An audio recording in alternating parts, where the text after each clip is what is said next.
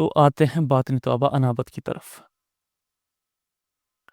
اب ظاہر سے نکل کر کہا گیا کہ جب تک ظاہری اور باطنی توبہ جمع نہ ہو مکمل توبہ نہیں ہوتی. تو انابت، اب اس کی ڈیفینیشن سمجھتے ہیں. انابت یعنی غفلت سے ذکر کی جانب لوٹ آنے کا نام. غفلت سے ذکر کی جانب لوٹ آنے کا نام. غفلت کو دیکھتے ہیں بائی ڈیفینیشن. غفلت when you are unaware about your actions and your thoughts.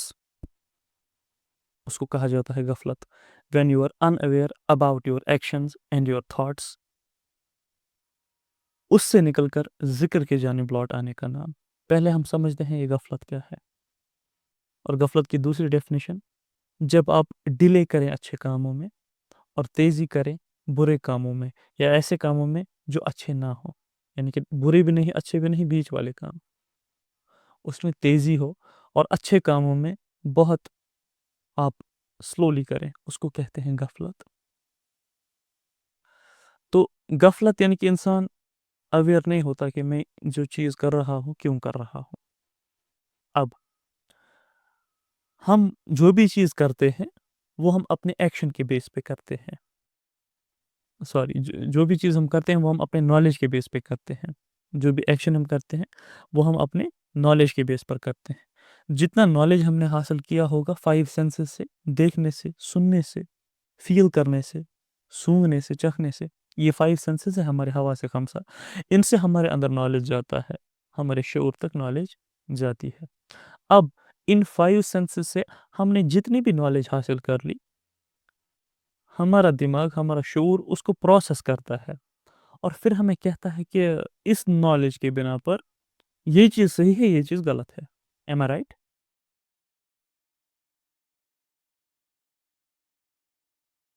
Okay, یہاں تک تو ٹھیک ہے. اب ہمیں بچپن سے پڑھایا گیا، بتایا گیا کہ صحیح کیا ہے، غلط کیا ہے. ہمارے ماں باپ نے بھی ہمیں بتایا. جب ہم درسگاہ جاتے تھے تو وہاں پر بھی بتایا گیا، استاد نے بتایا. ہم نے پڑھا، ہم نے وہاں سے بھی دیکھا. ہم نے اب یوٹیوب سے دیکھا، ہم نے قرآن پڑھا، کھولا، ہم نے جانا صحیح کیا ہے، غلط کیا ہے. ہم نے حدیث کا مطالعہ کیا، ہم نے جانا صحیح کیا ہے، غلط کیا ہے. اب ہمیں سارا کچھ پتہ چل گیا. تو اب چونکہ ہم جو ایکشنز کرتے ہیں نالج کے بیس پہ کرتے ہیں، آپ کو جب پتہ ہے، آپ کو جب پتہ ہے کہ یہ چیز صحیح ہے، یہ چیز غلط ہے، اب آپ اس مقام پر پہنچ گئے جہاں پر ایک راستہ غلط کی طرف جاتا ہے، دوسرا راستہ صحیح کی طرف جاتا ہے. جہاں پر ایک قدم آپ اٹھاؤ گے تو وہ غلط کی طرف اٹھے گا، ایک اور دوسرا قدم اٹھاؤ گے دوسرے ڈائریکشن میں، وہ صحیح کی طرف اٹھے گا. اب آپ کو پتہ ہے کہ جب آپ لکھو گے تو آپ یہ صحیح لکھ رہے ہو یا غلط لکھ رہے ہو. جب آپ بات کرو گے تو یہ بات صحیح ہے یا غلط ہے. جب آپ دیکھو گے تو یہ صحیح ہے یا غلط ہے. آپ کو سب کچھ پتہ ہے، لیکن پھر بھی آپ غلط کام کیوں کرتے ہو؟ آپ کو کون یہ فورس کر رہا ہے؟ اگر آپ کا انٹیلیجنس آپ کو کہہ رہا ہے کہ صحیح کیا ہے اور غلط کیا ہے، تو یہ کون سی چیز آپ کو فورس کر رہی ہے غلط کام کرنے میں؟ کیونکہ انسان کو سب کچھ پتہ ہے کہ آخرت ہے، مرنا ہے، موت ہے، اللہ کے سامنے پیش ہونا ہے، 5 سوالوں کا جواب دینا ہے، قبر میں سوالوں کا جواب دینا ہے، اور ایک ایک ذرے کا حساب ہوگا، ایک ایک پیسے کا حساب ہوگا، ایک ایک نعمت کا حساب ہوگا، ایک ایک علم کے لفظ کا حساب ہوگا کہ کتنا عمل، کیا سب کچھ، کس کے حقوق کتنے ادا کیے، اپنے نفس کے اوپر جو حقوق ہیں ان کو کتنا ادا کیا، اپنے اللہ تعالیٰ کے ساتھ جو حقوق ہے ان کو کتنا ادا کیا، لوگوں کے ساتھ جو حقوق ہے اس کو کس طرح سے نبھایا.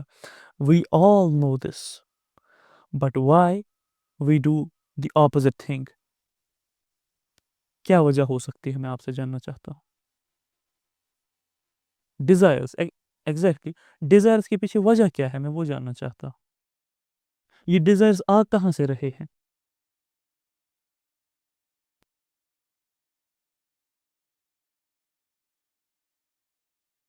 سارے ہی لوگ جواب لکھیے.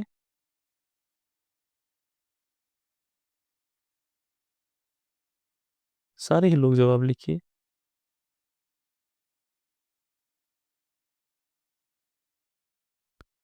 ایگزیکٹلی، تو یہ آتا ہے نفس سے. اب آپ کو پتہ چل گیا نفس کتنا خطرناک ہے. اب آپ کو پتہ چل گیا کہ کیسے نفس ہمیں بہکاتا ہے جب ہمیں پتہ ہوتا ہے کہ کیا چیز صحیح ہے، کیا چیز غلط ہے. جب ہم کوئی کریکٹ کرتا ہے تو ہمیں پتہ ہوتا ہے کہ میں یہاں پر غلط ہوں. کون سی چیز وہ مجھے اندر سے آواز دیتی ہے، وہ میرا نفس ہے. اس کے بارے میں انسان انویئر ہوتا ہے. اس کو نہیں پتہ ہوتا کہ میں چیز کیوں کر رہا ہوں. اس کی لائف کا روٹین بن جاتا ہے، آٹو پائلٹ موڈ پر اس کی لائف جب چلتی ہے. وہ جو بھی کرتا ہے اس کو پتہ نہیں ہوتا یہ کیوں کیا جا رہا ہے. جب میں خود سے کہہ رہا ہوں، میرا شعور مجھ سے کہہ رہا ہے یہ غلط ہے، پھر میں یہ چیز کیوں کر رہا ہوں، اس کے بارے میں انسان ہمیشہ انویئر ہوتا ہے، یعنی کہ وہ اس کی طرف دھیان ہی نہیں دیتا. تو غفلت اسی کو کہا جاتا ہے. When you are not aware about your actions, کہ یہ ایکشن آپ اس علم کے بیس پر کر رہے ہیں، جو علم آپ نے حاصل کیا، جو علم آپ کو کہتا ہے یہ صحیح ہے یا غلط ہے، یا آپ اس کو اس بیس پہ نہیں کر رہے، کوئی اور فورس ہے جو آپ کو یہ چیز کروا رہی ہے. ہر کسی عمل کے پیچھے، عمل کرنے سے پہلے اس چیز کو دیکھنا، یہ ہے انابت کا ایک حصہ. یعنی کہ ابھی ہم غفلت ڈسکس کر رہے ہیں. غفلت کا ایک حصہ ہے when you are not aware about your actions and thoughts, اور اس میں ہم ایکشن کے پارٹ پر ہیں. تو کیا آپ سبھی میرے سے اتفاق کرتے ہیں اس بات پر کہ ہم اکثر وہ ایکشنز کرتے ہیں جو ہمارا شعور ہم کو کہتا ہے، ہمارا علم بھی ہم کو کہتا ہے کہ یہ غلط ہے، پھر بھی ہم اس چیز کو کر دیتے ہیں، اور ہم ان اویئر ہوتے ہیں، ہم جانے انجانے میں کر دیتے ہیں، ہمیں خیال بھی نہیں ہوتا.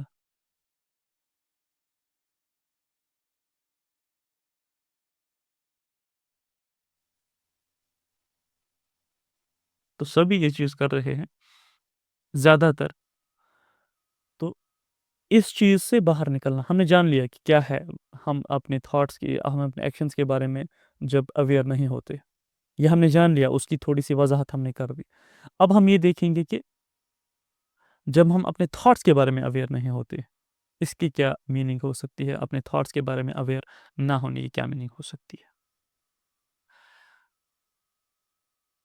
جب ہم سوچتے ہیں کوئی چیز، اور اس سوچ کی بنا پر سوچتے سوچتے سوچتے سوچتے ہم ایک تصور بنا لیتے ہیں، اس میں گھنٹوں چلے جاتے ہیں، اور پھر وہی تصور اتنا اسٹرانگ ہو جاتا ہے کہ ہم وہ چیز کر دیتے ہیں. کوئی گناہ، اس کے بارے میں ایک چھوٹا سا خیال آتا ہے پہلے، وہ خیال بنتے بنتے بنتے بنتے اتنا بڑا ہو جاتا ہے کہ پھر وہ ہمیں اس گناہ کے کرنے پر مجبور کر دیتا ہے. تو ہم اویئر نہیں ہوتے کہ وہ کون سا پوائنٹ ہے، وہ کون سا تھاٹ ہے جو میرے اندر سٹارٹ ہوا، جو چیز میرے اندر سٹارٹ ہوئی، وہی پھر بڑھتے بڑھتے بڑھتے بڑھتے اتنا اسٹرانگ ہو گیا کہ اس نے مجھے اس غلط کام کرنے پر مجبور کر دیا. وہ تھاٹ پروسیس کہاں سے بیولڈ ہوا، جو ہم نے ابھی کہا یہ ایکشن. تو کون سی چیز ایکشن کرواتی ہے انسان کو؟ اس کے تھاٹس. جو وہ سوچتا ہے وہی وہ کرتا ہے. تو یہ سوچ کہاں سے سٹارٹ ہوئی؟ کیا مجھے پتا ہے کہ اگر مجھے لگتا تھا کہ کوئی کام صحیح ہے اور میں نے اس کو اپوزٹ کیا، غلط کیا، تو کہاں سے یہ سوچ پنپی میرے اندر؟ کہاں سے وہ پوائنٹ جو سٹارٹ ہوا میرے اندر اس سوچ کا بننا بننا بننا، اور 5 منٹ کے بعد میں نے وہ چیز کر دی، 1 دن کے بعد میں نے وہ چیز کر دی. تو اس سوچ کا سٹارٹنگ پوائنٹ کون سا ہے، اس کے بارے میں ان اویئر رہنا. وہ پیٹرن کون سا بنتا ہے، کہ کون سی ایسی چیزیں ہوتی ہیں جن چیزوں کے بعد میں یہ سوچتا ہوں، اور یہ سوچ مجھے اس گناہ پر آمادہ کرتی ہے. وہ پیٹرن فائنڈ کرنا، یہ وہ پیٹرن ہے. اس پیٹرن کے اینڈ پر میرے اندر یہ سوچ ابھرتی ہے، اور اس سوچ کے بڑھنے سے میں ایکشن کرنے کے بارے میں، اس غلط ایکشن کرنے کے بارے میں کانفیڈنٹ ہو جاتا ہوں، اور پھر میں ایکشن کر لیتا ہوں. یہ ہے اویئر ہو جانا اپنے تھاٹس کے بارے میں. تو ہم سبھی، اب آپ کو محاسبہ کرنا ہے، یہ آپ کا آج دن کا اسائنمنٹ بھی ہے. اب آپ کو کچھ پیٹرنز فائنڈ کرنے ہیں اپنے پچھلے دنوں کے اور آج کے دن کا. جب بھی کانشیس رہنا ہے، اویئر رہنا ہے. جب بھی آپ کوئی ایسا کام کریں جو آپ نہیں کرنا چاہیں، یا جو آپ کو پتہ ہے کہ یہ غلط ہے، تب آپ کو دیکھنا ہے کہ وہ کون سی چیز ہوئی تھی جس کے بعد میں نے یہ کام کیا. اور آپ کو دیکھنا، جب بھی میں یہ کام کرتا ہوں، کیا وہ سیم چیز ریپیٹ ہوتی ہے؟ اس سیم چیز کے بعد میری یہ سوچ پنپتی ہے، وہ کون سا ایک تھاٹ ہے جو مجھ میں جنم لیتا ہے؟ وہ کون سا ایک تھاٹ ہے؟ وہ کون سی ایک چیز ہے؟ وہ یہ بھی ہو سکتا ہے کہ ابھی بہت ٹائم ہے. اگر نماز، فار ایگزامپل نماز کی بات لیں، ابھی بہت ٹائم ہے، اور آپ کے آس پاس کے لوگ، ارے ابھی ٹائم ہے، بعد میں پڑھ لینا، ابھی ہم بات کر رہے ہیں. تو آپ اس پیٹرن کو فائنڈ کرنے کی کوشش کیجیے. اچھا یہ وہ لوگ ہیں، یہ وہ 2-3 لوگ ہیں جن کے ساتھ میں بیٹھتا ہوں، اور جب اذان ہوتی ہے تو یہ اس ٹائپ کی باتیں کرتے ہیں کہ ابھی ٹائم ہے۔ اس سے میرے اندر یہ سوچ پیدا ہوتی ہے کہ ہاں ابھی بہت ٹائم ہے، میں نے بھی زیادہ ہی سیریس لیا ہے اپنے آپ کو، دین کو۔ ٹھیک ہے دین پہ، لیکن اتنا سیریس بھی نہیں ہونا ہے، ایسا کچھ۔ پھر وہ کرتے کرتے ابھی بہت ٹائم ہے، ارے اب وضو بھی ہی بنا کے نہیں ہے، اب بہت ٹھنڈ ہے، پانی گرم نہیں ہے، اگر میں یہاں سے اٹھا تو یہ باتیں کر رہے ہوں گے، میری یہ باتیں مس ہو جائیں گی ان کے ساتھ۔ تو یہ سارا کچھ تھاٹ پیٹرن بلڈ ہو گیا کس چیز کی وجہ سے؟ اس ایک بات کی وجہ سے کہ ارے ابھی بیٹھو، ابھی ٹائم ہے۔ تو اس پیٹرن کو فائنڈ کرنے کی کوشش کیجیے اپنی ہر کسی اس بات پر جو آپ کو گناہ کرنے کی طرف آمادہ کرتی ہے۔ یعنی کہ آج دن، پچھلے کچھ دنوں اور آج کے بعد 2-3 دن آپ کو یہ دیکھنا ہے، ان پیٹرنز کو فائنڈ کرنا ہے کہ جو بھی میں گناہ کرتا ہوں پہلے تو لکھنا ہے میں گناہ کون کون سے کر رہا ہوں، جو مجھے پتہ ہے آج اس رمضان میں بھی، چھوٹے سے چھوٹے گناہ، بڑے سے بڑا گناہ جو میرے نالج کے مطابق بھی غلط ہے۔ وہ کوئی بات بھی ہو سکتی ہے، کوئی ایسی بات بھی ہو سکتی ہے جب آپس میں بیٹھتے ہیں لیڈیز تو ایک دوسرے کی باتیں کرتے ہیں، غیبت۔ تو کون سا پوائنٹ ہے جس سے وہ غیبت سٹارٹ ہوتی ہے، وہ کون سا تھاٹ ہے، جیسے ہی وہ تھاٹ دماغ میں آتا ہے اس کو تبدیل کرنا ہے، اسی وقت کہنا ہے یا اللہ مجھے اس تھاٹ سے بچائیے، اللہ تعالیٰ کی پناہ طلب کرنی ہے، اور استغفر اللہ پڑھنا ہے، یا باقی چیزیں کیا کرنا ہے وہ اب آگے ڈسکس ہوگا۔ تو ہم نے غفلت ڈسکس کی۔ غفلت یہ ہوتی ہے، غفلت when you are not aware about your actions and your thoughts، اس کو کہا جاتا ہے غفلت۔ آپ کو پتہ ہی نہیں کہ آپ یہ ایکشن بھی کیوں کر رہے ہیں، آپ کو پتہ ہی نہیں آپ یہ سوچ بھی کیوں رہے ہیں، کیونکہ سوچ کے پیچھے ایک کنڈیشن بنی ہوئی ہوتی ہے۔ اس کنڈیشن کو پہچانیے، جب آپ نے پہچان لیا اس کنڈیشن سے دور بھاگیے جب بھی وہ کنڈیشن آپ کے سامنے پیش آئے، کیونکہ آپ کو پتہ ہے کہ اس کنڈیشن کے ہوتے ہوئے میری یہ سوچ پیدا ہوتی ہے، اس سوچ کے پیدا ہونے سے میں اس گناہ کے کرنے کی طرف مائل ہو جاتا ہوں اور میں گناہ کر دیتا ہوں، اور اندر سے آواز آ رہی ہوتی ہے کہ تمہیں نہیں کرنا چاہیے تھا۔ بعد میں 2 منٹ کے لیے یاد رہتا ہے، پھر سے بھول جاتا ہے انسان۔ تو یہ ہے غفلت، اور انابت ہے، باطنی توبہ ہے اس غفلت سے ذکر کی جانب لوٹ آنے کا نام، اس غفلت سے ذکر کی جانب لوٹ آنے کا نام۔ غفلت ہم نے ڈسکس کر لیا کیا ہے، کیا آپ کو سمجھ آ گیا ابھی تک جو ہم نے ڈسکس کیا کہ غفلت کیا ہے، اور کیا آپ خود میں اس غفلت کو پاتے ہیں؟ یس اور نو؟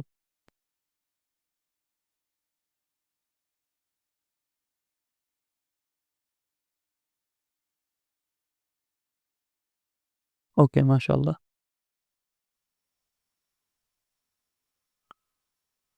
تو اب ہمیں ذکر کی جانب لوٹ آنا ہے۔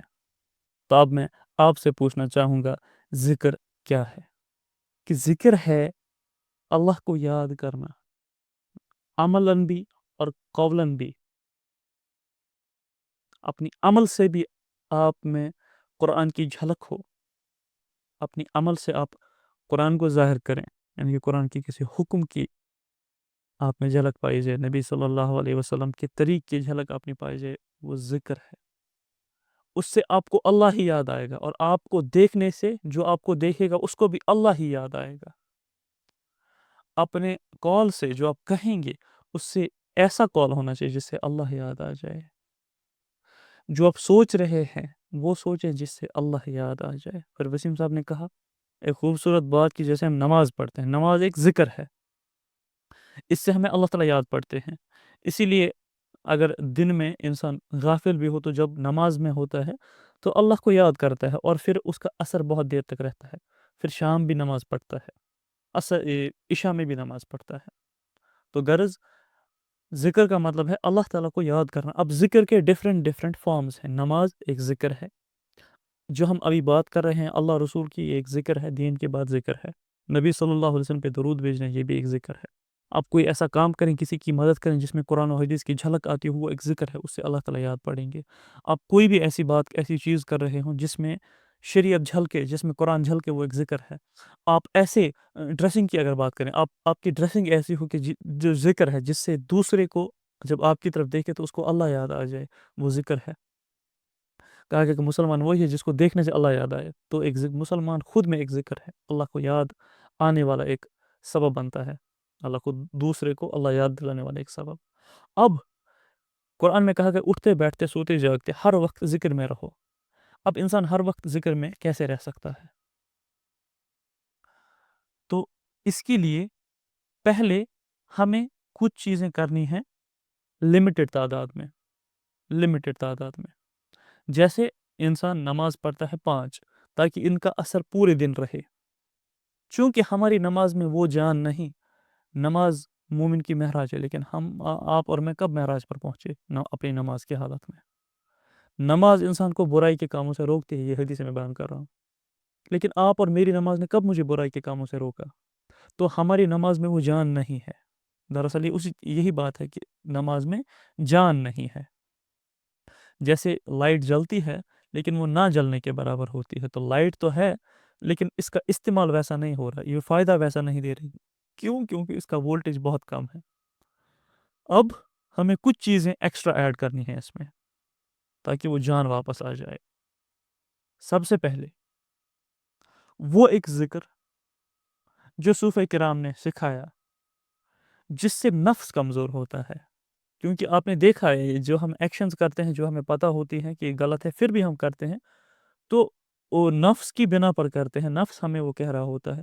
تو ایک ایسا ذکر جو نفس کو کمزور کرتا ہے وہ ذکر ہمیں کرنا ہے،